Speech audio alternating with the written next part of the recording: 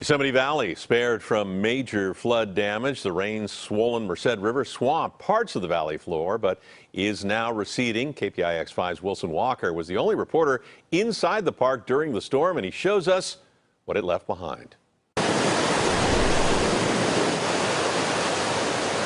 So we ended up cresting at 10,500 cubic feet per second. When the rain and melting snow hit their crescendo this morning, the Merced ran high, but it did not run angry, just knocking at the door of campsites like Half Dome Village and making a drive around the valley feel more like a drive around a lake. So that puts us at just above a 10-year flood. Catherine Fong is one of the hydrologists faced with the wildly complex task of predicting the behavior of a river being fed from every direction.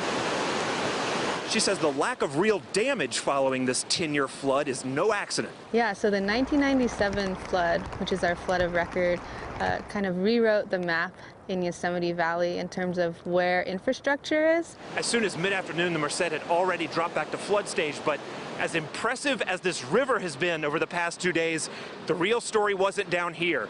It was all around you, just pouring off the valley walls. All the waterfalls, they were the biggest that I've ever seen and the biggest that some people who've been here for 20 years have ever seen.